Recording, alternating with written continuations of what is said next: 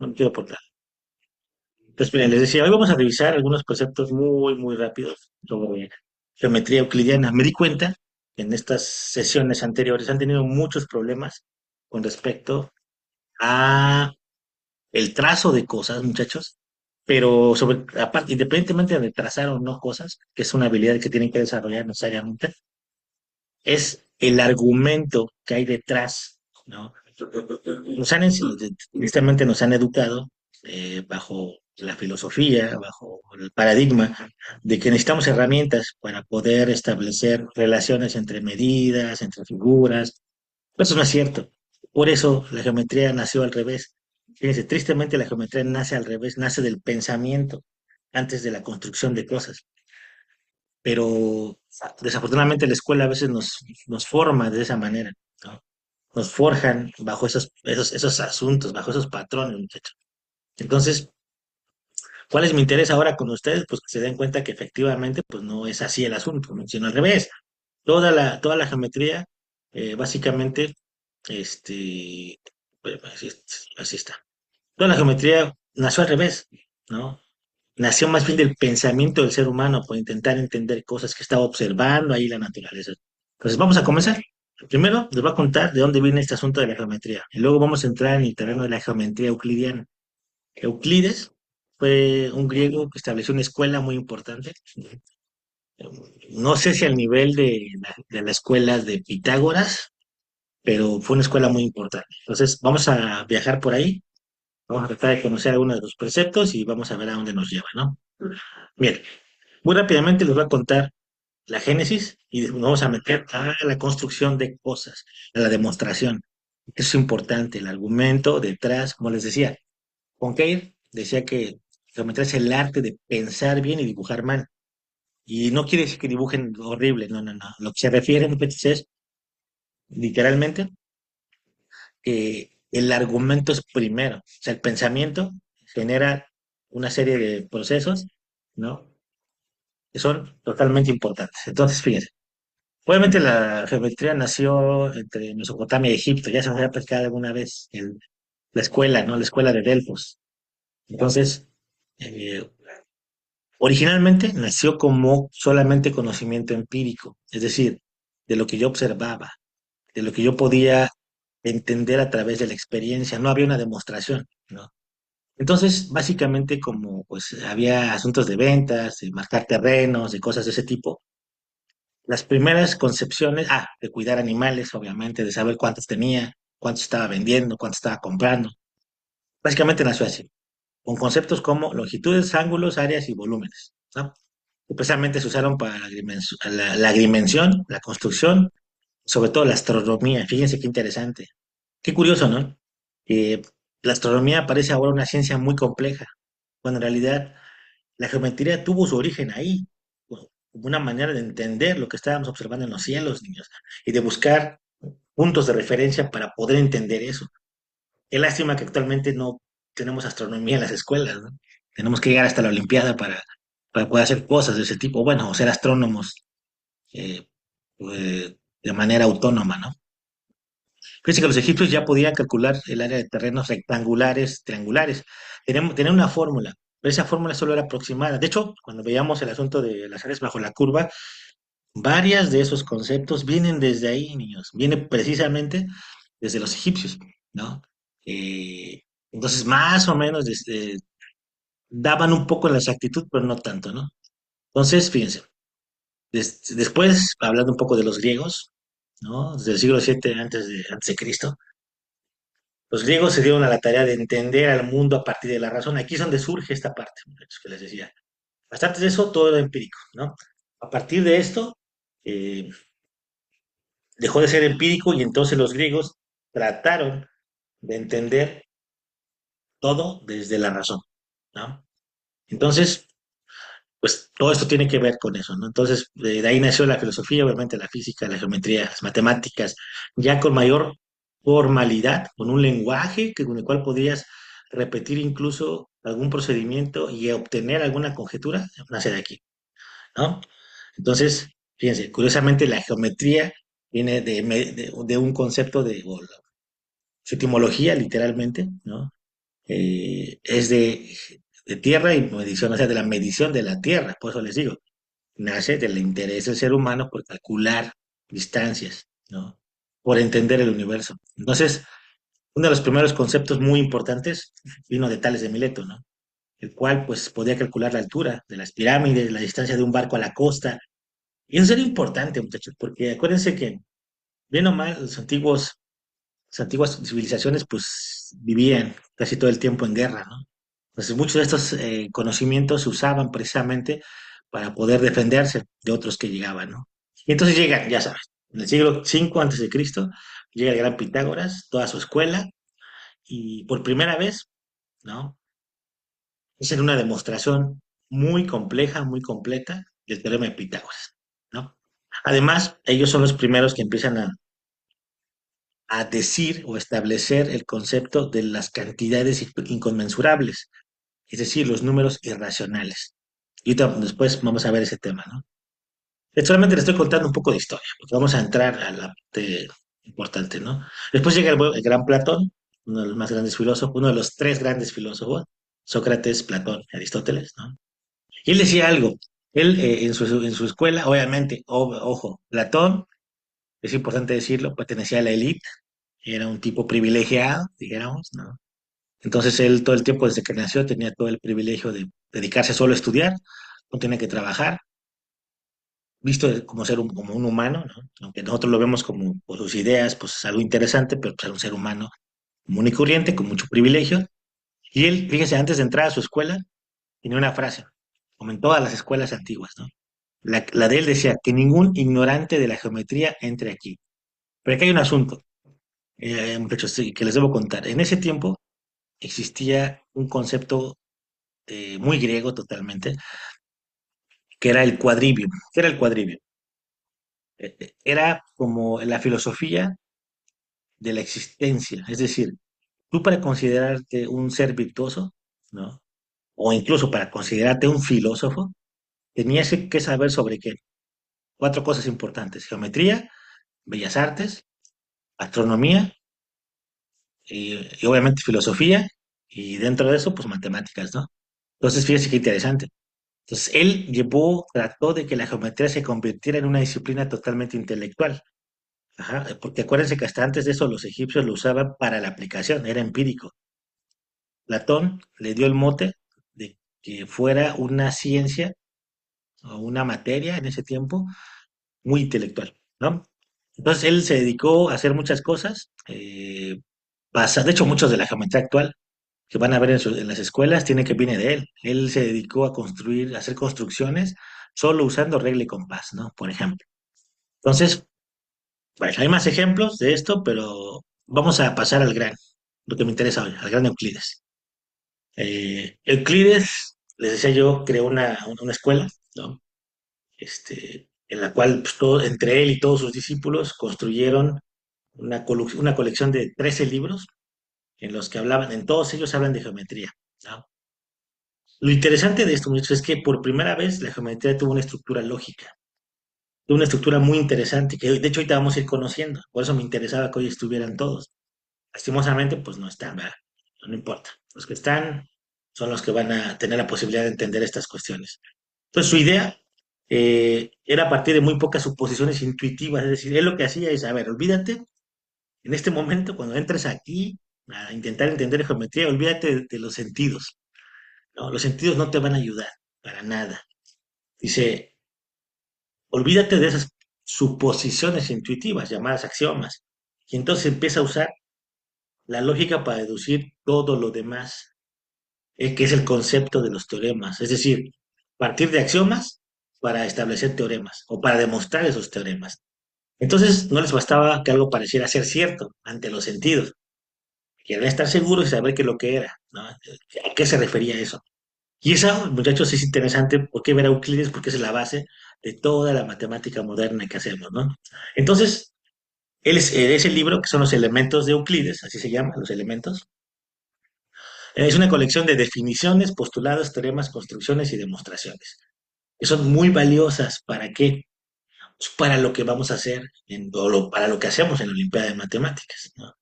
este asunto es como un libro fundamental, ¿no? Y por eso quiero trabajarlo con ustedes estos días, ¿no? Bueno, vamos a comenzar. Vamos a comenzar con 5 definiciones que son importantes y a partir de ahí vienen todas las construcciones que vamos a hacer. Todas. Yo creo que con el caso con Emi, ya la había trabajado. Con Zoe no estoy seguro, pero con Emiliano sí, en algún curso que tuvimos. Fíjense, 5 definiciones. Punto. El punto es todo aquello que no tiene partes. Es más, el punto no tiene una definición exacta. Pero podemos decir que es algo en el espacio que es aquello que no tiene partes. O así lo definió Euclides, más bien, ¿no? Una línea es una longitud sin anchura. Es una longitud sin anchura, ¿no? Actualmente podríamos definirla como una serie de puntos, ¿no? Pero bueno, Euclides la define como una longitud sin anchura. Una línea recta, miren, es una línea que yace por igual respecto de los puntos que están en ella. Una superficie es lo que solo tiene longitud y anchura.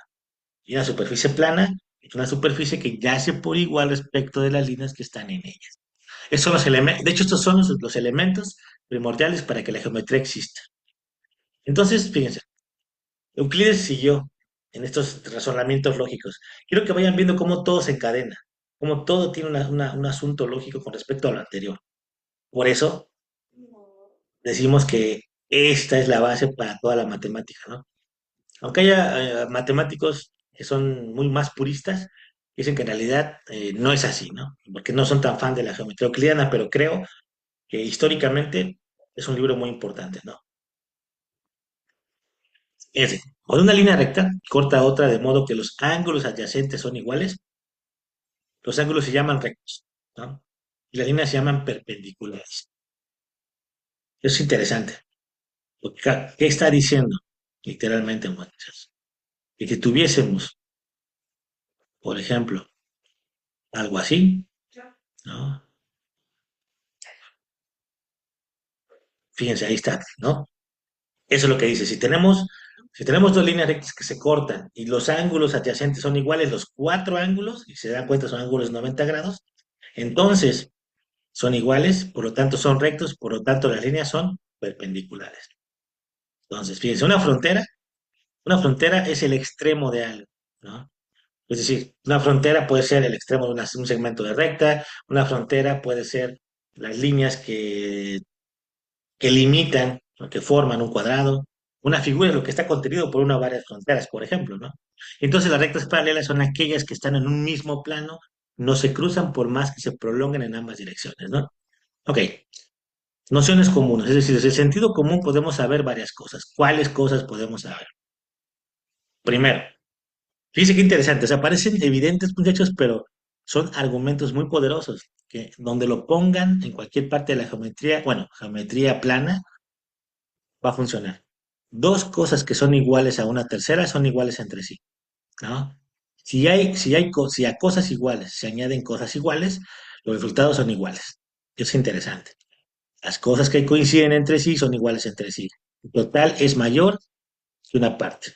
¿Vale? Vamos a ver. Vamos a continuar con estos asuntos. Fíjense, muchachos.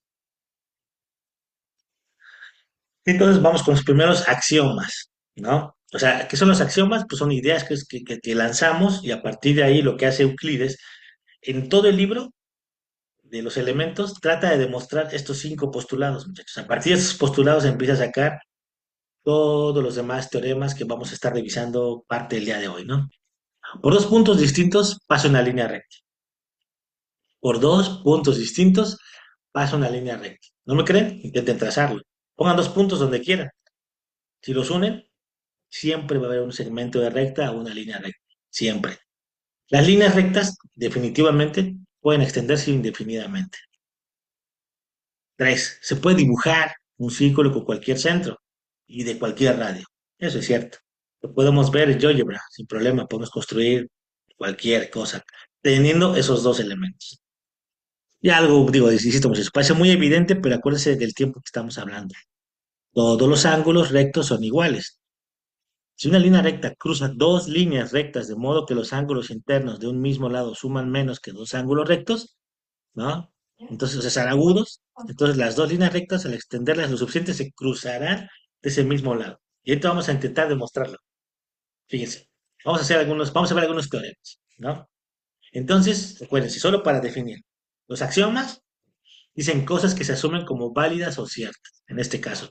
Estos cinco axiomas con los cuales se empieza el elementos de Euclides se toman como ciertas, porque ya fueron demostradas, son postulados, ¿sale? Entonces, ¿por qué son importantes o por qué es importante ver esto, muchachos? Porque o sea, podemos usar estos axiomas como son válidas o se toman como válidas o ciertas porque ya fueron demostradas. Entonces, es ver qué podemos hacer, qué otras cosas podemos hacer a partir de aquí, ¿no?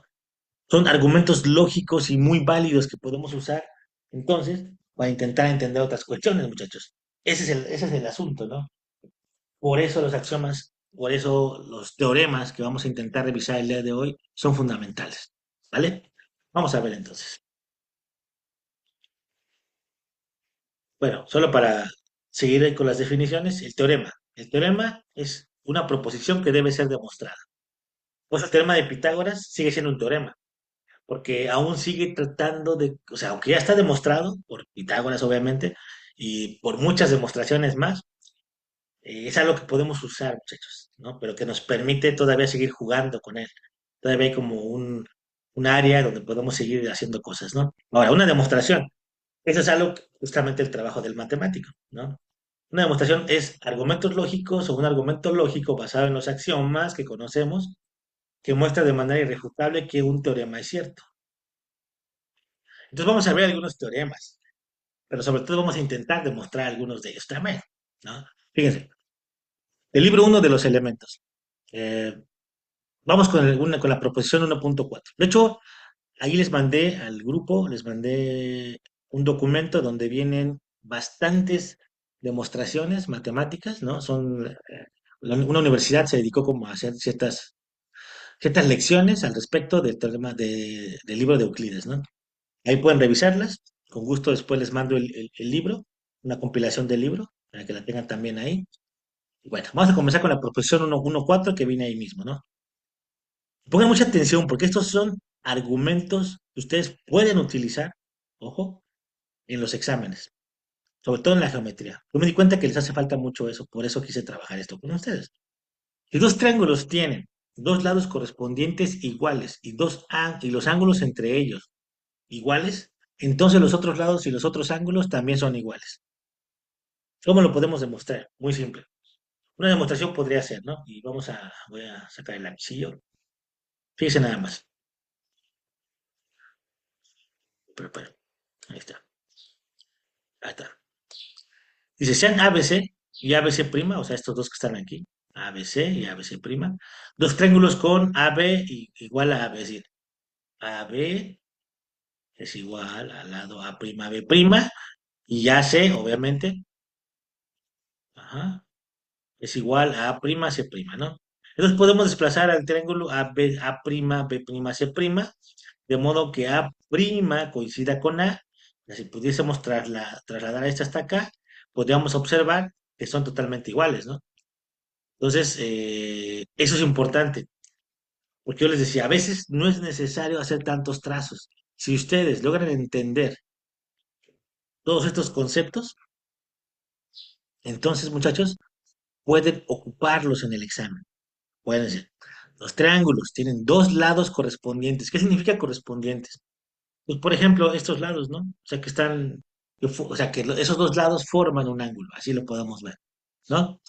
Y si dos lados correspondientes iguales y los ángulos entre ellos son iguales, entonces los otros lados y los otros ángulos también son iguales. ¿Vale? Es importante que lo entiendan. Vamos con la siguiente proposición.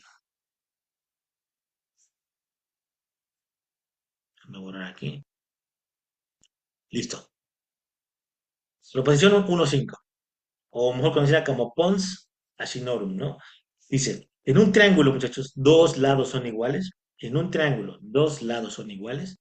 Los ángulos opuestos a los lados también son iguales. En un triángulo, dos lados son iguales. Ujú.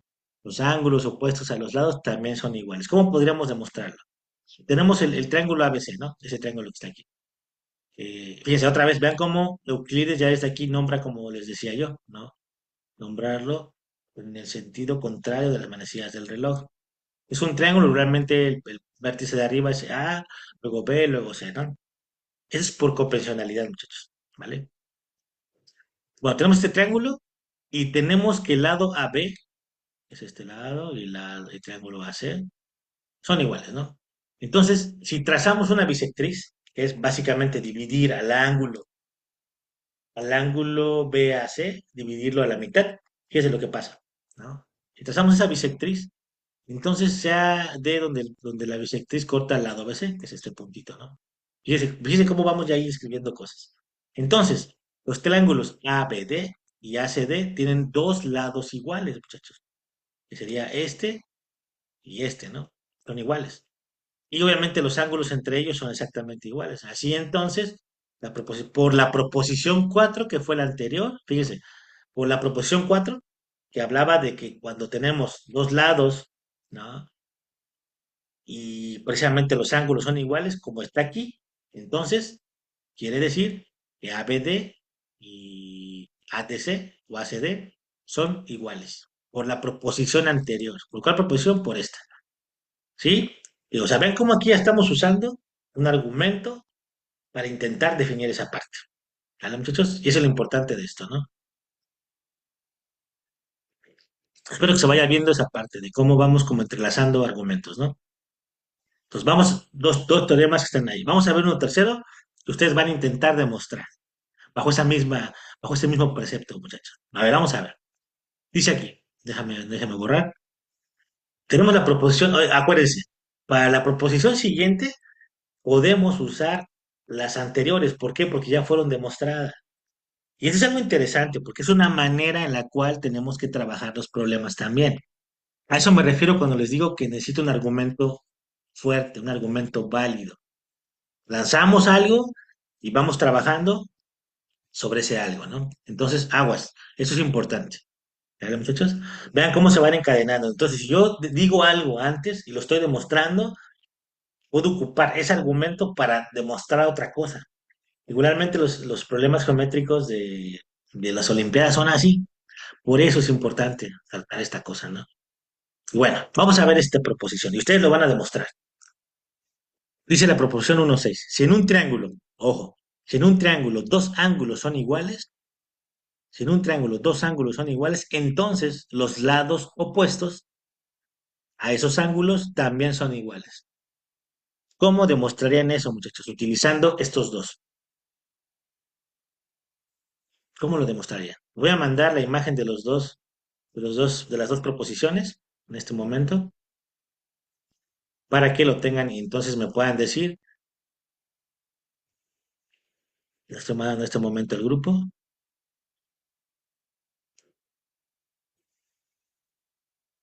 Se manda la otra proposición en un momento. Usando esas dos proposiciones, ¿cómo podrían demostrar la proposición 1.6?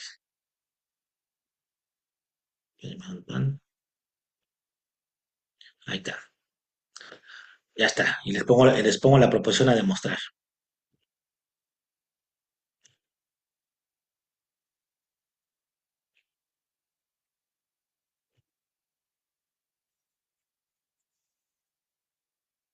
Ahí estamos. Listo. Entonces, les voy a dar unos 5 o 10 minutos para que hagan 10 minutitos para que intenten hacer esta demostración, ¿vale? Pero háganla, por favor. Entonces, 10 minutos. Si la tienen antes, entramos y la revisamos juntos, ¿sale? Adelante. Bueno, profe, yo lo planteé así, como en la escuela nos enseñaron los diferentes tipos de triángulos, entonces me acordé que el triángulo isósceles es así, tiene dos ángulos que son iguales, entonces por esto también el triángulo isósceles tiene dos lados que son iguales, entonces ese sería mi argumento para decir que si un triángulo tiene dos ángulos que son iguales, entonces los lados opuestos a esos ángulos también son iguales. Fíjense. Y de hecho, mi estimado Emiliano, esos conceptos, o sea, en la escuela obviamente ya no lo enseñan así, ¿no? Pero en realidad, originalmente, porque después en este mismo tratado empiezan a venir cosas ya con los triángulos, ¿no? Pero de inicio este concepto, esta proposición, permitió precisamente ese tipo de, ¿cómo llamarlo? De preceptos, mi estimado, ¿no? Y es correcto. O sea, de ahí viene precisamente, o sea, por eso es importante que lo vean, que el argumento original viene de aquí, ¿no? Si en un triángulo los dos ángulos son iguales, entonces los lados opuestos a esos ángulos también lo son. Y tiene que ver precisamente con ese tipo de construcciones que se hicieron después, muchachos. Muy bien. Soy algo, le entendió a su compañero, algo que pueda aportar, y si no, seguimos.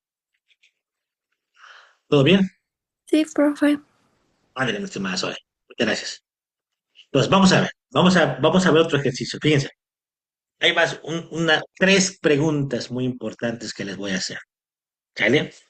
Obviamente ya está demostrada la proposición. Bueno, no está demostrada, pero porque el buen Emiliano consideró otro argumento, que es válido totalmente, ¿no?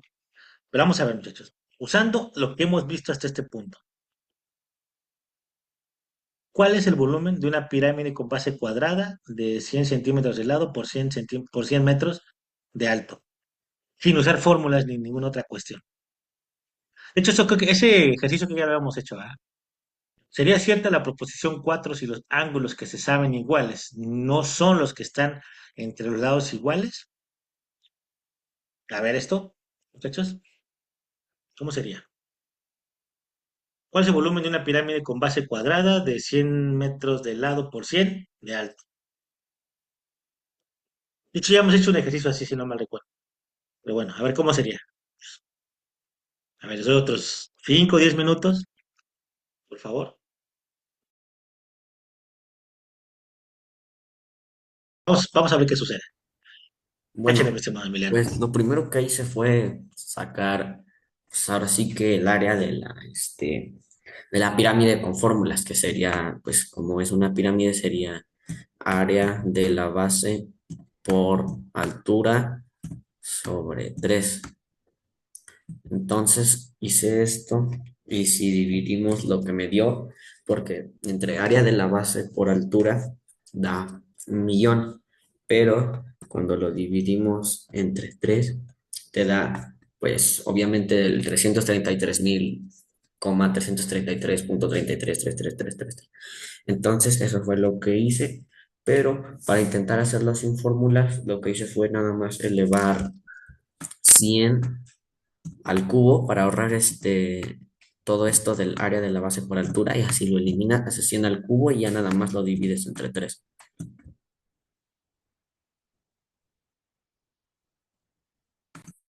Interesante. Y cuánto sería entonces? 333.33333333. Bueno, ahí, bueno, es que, ok, ok. Entonces sería el volumen. Interesante. Ok. A ver, la segunda, bueno, aquí la idea era que no usara fórmulas y sí, bueno, sí cumple, ¿no? Definitivamente cumple con lo que ustedes, con lo que se pretendía, ¿no, muchachos? A ver aquí, la segunda. ¿Sería cierta la proposición 4 si los ángulos que se saben iguales no son los que están entre los lados iguales? Esta proposición. A ver, ¿qué pasaría ahí, muchachos? ¿Podría ser cierta? Tendríamos que demostrarla. Exacto. ¿Cómo podríamos demostrarlo? O sea, la propuesta es que si los ángulos, podría llegar a ser cierta, si los ángulos que se saben iguales no son los que están entre los lados iguales, ¿podría existir una posibilidad o no? ¿Cómo lo podrían demostrar?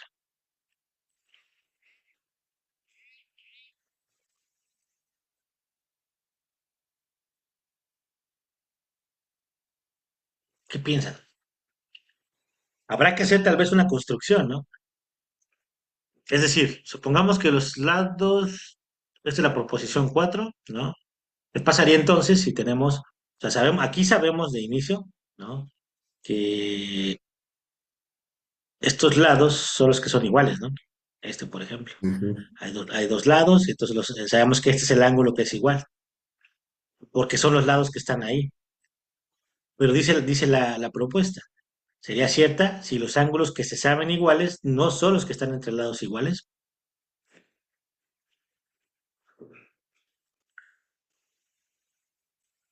O sea, es que aquí, fíjese, aquí lo que dice este asunto es que en realidad, bueno, ¿qué pasaría en realidad? O sea, ¿cuál es el razonamiento ahí?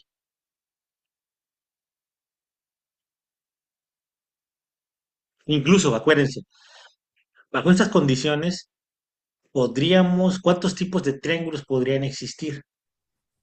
Pues, pues según yo, solamente existen seis por sus lados y por sus ángulos. Pero, por ejemplo, en este caso, mi estimado, en este caso en particular, que dice, fíjate, son dos triángulos, ¿no? Dice, tienen dos lados correspondientes iguales. Dos lados correspondientes iguales. Es decir, en este caso son estos dos, ¿no? O sea, tenemos lados correspondientes pues, que están ahí, que forman un ángulo, ¿no? En este caso este y este. Son iguales. Son iguales. Y la pregunta es, si el ángulo fuera otro, cualquiera, ya sea este o este, ¿seguirían siendo iguales?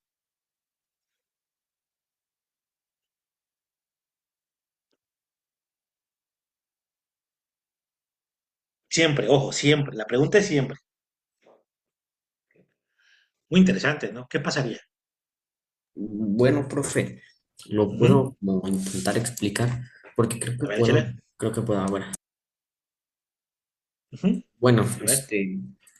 pues el este nos dice que si sería cierta la proposición 4 de si los triángulos tienen dos lados correspondientes iguales y los ángulos entre ellos iguales, entonces los lados y los otros ángulos también son iguales. Pero yo creo que no puede ser así, porque si el ángulo conocido no está entre los lados, pues solamente funciona cuando está entre los lados. Pero yo pienso que es porque si el ángulo no está en los lados que nosotros conocemos que son iguales, pues no tenemos como la certeza de saber si son iguales o ya bien si son congruentes, porque como aparentan en algunos casos de Olimpiadas Matemáticas, casi siempre que aparentan ser iguales en unas formas, pero en otras terminan siendo diferentes. Entonces yo creo que no podría ser posible que, sí, que no estén entre lados que no son iguales. Interesante, interesante. ¿Habrá alguna forma de demostrarlo, mi estimado Emiliano? Mm, pues, podríamos utilizar criterios de congruencia. Pero usando solo o sea, se supone que estás en la época de los griegos, ¿no? Ujú, ujú, ¿Habrá alguna forma de demostrarlo solo usando la proposición 4, la proposición 5 y tal vez la proposición 6? Pero aquí básicamente te dice que si la proposición 4 sería cierta, ¿no? ujú. Bueno, eh, pues Y de hecho por eso después propone la demostración, ¿no? O sea, la demostración de la proposición 6. Porque fíjate, y ese es lo interesante, ¿cómo podemos demostrar que eso siempre va a ser cierto? Ese es el ejercicio es tratar de que ustedes empiecen a forjar una forma de pensar más lógica, ¿no? bueno, pues yo creo que entonces en ese caso la proposición 6 contradice la proposición 4 porque entonces los datos son sobre ángulos y los lados opuestos, y entonces no podría ser. ¿Ok? Sin embargo, a ver, pon atención, fíjate, es interesante lo que propones, sin embargo, no sé si estas proposiciones podrían contradecirse a sí mismas, porque en teoría son complementarias, ¿no? Es decir, en teoría la proposición 1.6 proviene precisamente de la demostración de la 4 y la 5. Por eso esa deducción viene de esas dos, ¿no? Entonces, no tanto podrían contradecirse, más bien habría que entender qué está diciendo, ¿no? Dice, si en un triángulo dos ángulos son iguales, en un triángulo dos ángulos son iguales, o sea, si yo tengo, y esa va a ser parte de lo que van a hacer, ¿no? Ahorita ustedes. Si yo tengo un triángulo, mis estimados muchachos, el que sea, ¿no? Si yo tengo ese triángulo, por ejemplo, dice que si dos ángulos son iguales, o sea, suponiendo, ¿eh? Supongamos que este y este son iguales, ¿no? Supongamos. Este es el ángulo A, el ángulo B y el C, ¿no? Supongamos que ángulo A es igual a ángulo C, ¿no? Pongamos eso. Dice que entonces los lados opuestos a esos ángulos también son iguales, es decir, los ángulos, este es el ángulo, entonces este lado, los lados opuestos a esos ángulos, o sea, este, y en este caso al B, son iguales. ¿Podríamos demostrarlo? Es interesante, mi estimado Emiliano. Y ahorita no importa cuánto nos tardemos aquí. Por eso te digo, estudiar el asunto de los argumentos racionales de la geometría es muy interesante, ¿no? Es muy interesante, pero también es muy amplio. Profe, ¿y los griegos alguna vez llegaron a demostrar estas seis proposiciones? Sí, claro. Y por eso sigue existiendo el día de hoy. O sea, entonces sí hay alguna manera de demostrar eso. Sí, claro. Pero fíjate, esa pregunta que haces es muy importante. Ojo, estoy hablando de la geometría plana, mi estimado Emilio. Ujú. Obviamente hay otro tipo de geometrías, ¿eh? Hay una geometría, por eso te digo, hay detractores de la geometría euclidiana. Sin embargo, la geometría euclidiana está demostrada. Pero ojo, esta solo la podemos aplicar, mi estimado. Sus principios solo podemos aplicarlos en un plano de dos dimensiones, Largo y ancho. ¿no? Claro. O sea, en un plano de dos dimensiones podemos. Claro que nos sirvió para cosas como la trigonometría esférica, o sea, las bases nos llevaron a eso, pero hay una geometría que es la geometría no euclidiana, que tiene otros preceptos muy diferentes a estos y que sirvió de base también para la topología y otras áreas de la matemática, ¿vale? Pero por lo menos aquí en estos preceptos y para el uso en las Olimpiadas, tomarlo como que esto es un libro importante y fundamental es necesario, ¿no? ¿Por qué? Porque como te estás dando cuenta de mí, aquí hay argumentos racionales, ¿no? Que provienen de la razón, pero que además vienen de la lógica, pero que además ya fueron validados, ¿no? O sea, y aún, o aún hoy los matemáticos siguen intentando o refutarlos o acompañarlos con más demostraciones, ¿no? Pues fíjate, esta proposición es importante, ¿no? En un ángulo, pues ángulos son iguales, entonces los lados opuestos de esos ángulos también son iguales. Vamos a ver, me interesa lo siguiente. Vamos a intentar construir en GeoGebra, ¿no? Insisto, porque esto es importante. Ah, perdón, Emi, ibas a decir algo, discúlpame. En No, lo que, profe, en lo que- en lo que- en no, lo no que iba les voy a a... mandar esta imagen, me vas diciendo, ¿no? Vamos a ver, vamos a intentar demostrarlo.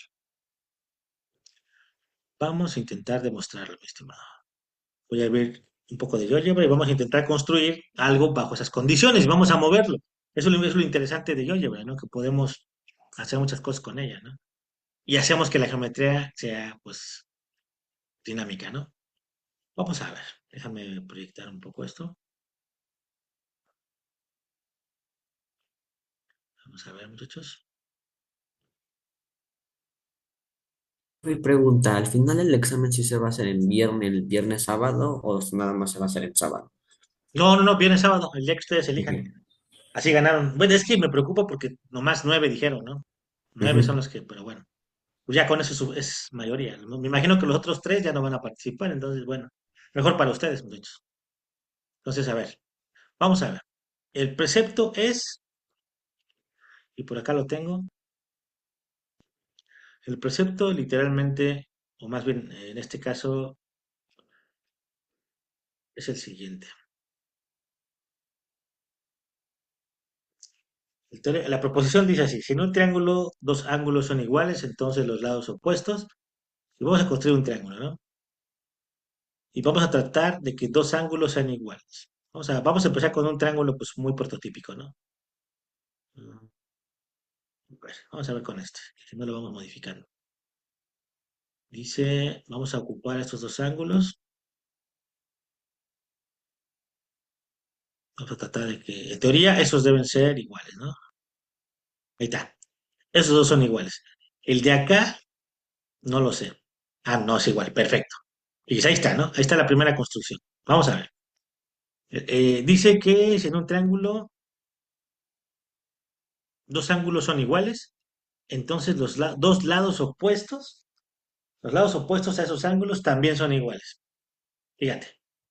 Fíjate lo que dice. Y ahorita lo vamos a mover para ver si es cierto, ¿no? En teoría, dice lo siguiente. Déjame abro. ¿Dónde está? Aquí está. Ahí está. Dice que si hay dos ángulos iguales, en este caso estamos hablando, si este le llamamos ángulo A, este ángulo B, decimos que el ángulo A es igual al ángulo B, porque para hacer, pues mira, para hacer, si es en este caso es un precepto, es un teorema, ya está establecido, ¿no? Es una, es una proposición que se lanza y a partir de ahí se trata de demostrar. Pues aquí decimos que los ángulos son iguales, es evidente. La pregunta es, ¿este ángulo y este ángulo son iguales? Perdón, este lado y este lado son iguales. Vamos a ver, a simple vista se ve, pero no basta con eso, acuérdense. Tenemos Habrá que, que hacer la demostración, ¿no? A simple vista parece que sí. Si este lado es igual a 5, ahí está. Sí. Al menos en este triángulo se cumple, ¿no? A ver, sí, vamos a trazar otro triángulo, ¿no? Sí, dígame. pues sí, profe, sí se cumple porque los ángulos son iguales y los lados son iguales, entonces el único lado que sería diferente sería de A a B. Mira, vamos a otro triángulo prototípico, ¿no? Vamos a ver. No sé si sea suficiente esta demostración, pero sobre todo, Emi, hay que buscar ese argumento racional, ¿sí? Hay que Sí, ver que esa proposición sea correcta. Ya. Vamos con otro. Vamos a ver. Vamos a sacar primero los ángulos. Pues primero pues este ya sabemos, ¿no? Luego a simple vista, uno es recto. sabemos que es, ajá, ¿no? Ya sabemos que este es de a fuerza, este es de 46, este debe ser de 90, ¿no? Ahí, Sí. espera, lo estoy marcando mal.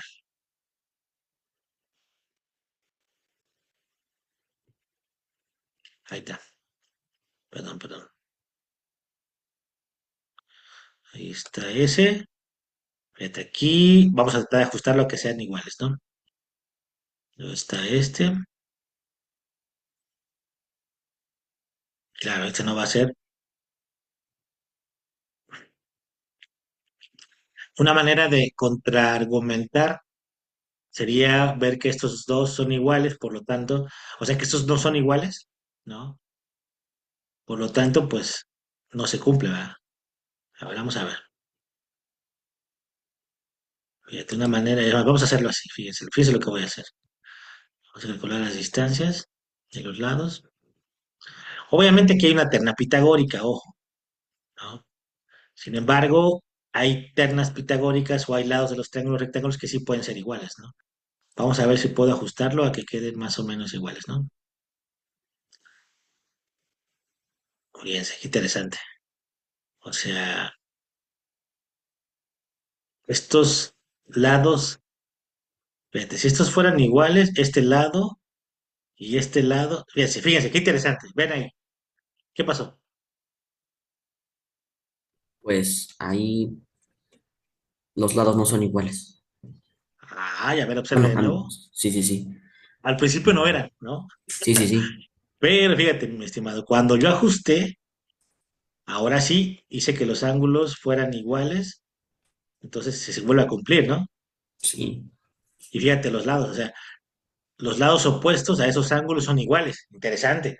sí. Entonces, parece ser que eso sí cumple, ¿no? O sea, bajo esas condiciones, Sí cumple. esa demostración, o sea, aquí hay un tipo de demostración, pero ojo, yo lo estoy haciendo aquí en GeoGebra, ¿no? En ese momento pues no tenían un GeoGebra. Es correcto, mi estimado. O sea, aquí y es lo interesante, mira, ¿no? ¿Cómo hacer para que esto cobre sentido? O sea, desde el pensamiento, ¿cómo le hacemos?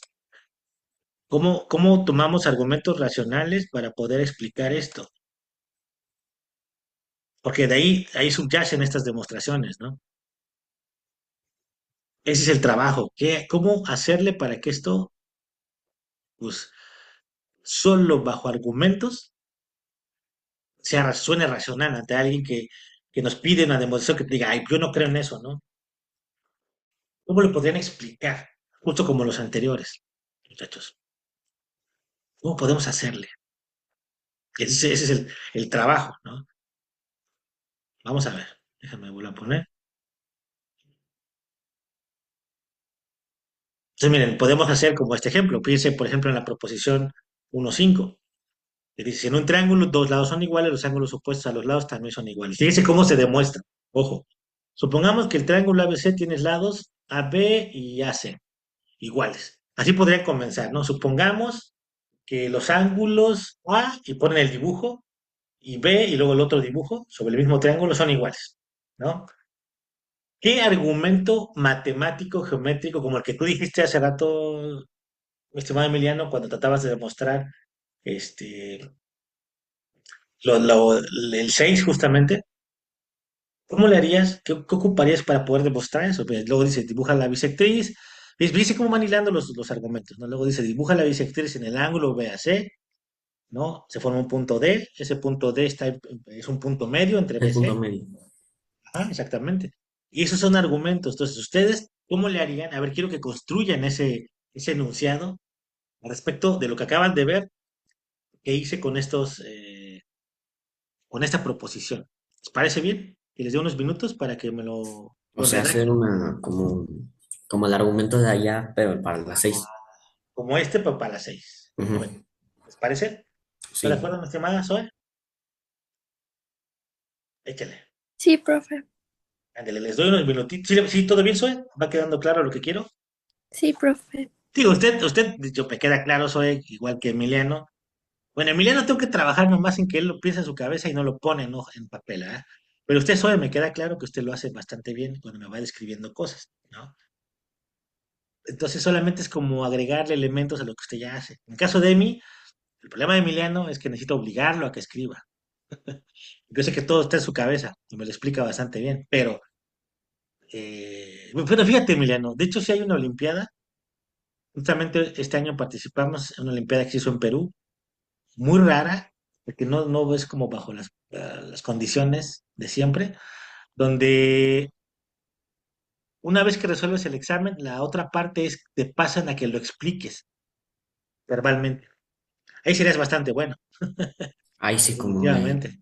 hice esto porque esto y lo otro, pues Ajá, o sea, está interesante, porque no solo consideran la parte pues que hiciste de manera escrita, también te llaman y entonces te piden que expliques, eso está bien bueno, ¿no? Pero ojo, es importante que sepan hacer demostraciones de estas proposiciones, por eso es lo interesante del ejercicio de la geometría euclidiana, ¿no? Entonces, a ver, muchachos, dense unos 10 minutitos, 5 o 10 minutos, cuando terminen me dicen, si quieren me mandan fotito al WhatsApp, por favor.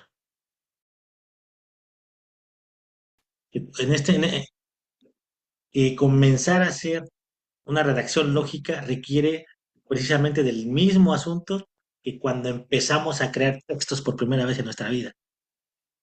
No hay más que escribir, escribir, escribir hasta ir afinando cosas, muchachos. Algo que les puede servir bastante como ejercicio, pues hacer ensayos, por ejemplo. Ensayos eh, críticos, por ejemplo, ¿no? Eso ayuda mucho porque básicamente es algo muy similar. Es ir hilando lógica, ideas lógicas, para poder establecer una conjetura al final. Hacer ensayos en la escuela les puede ayudar mucho para esto, ¿no? Aunque uno proviene del lenguaje y el otro subyace en la matemática, pero de verdad ayuda mucho a entender este precepto de cómo redactar algo. Claro, esta demostración es puramente matemática, enteramente geométrica, pero ayuda mucho, muchachos. Pues les doy otros minutos, me dicen cuando ya tengan alguna idea.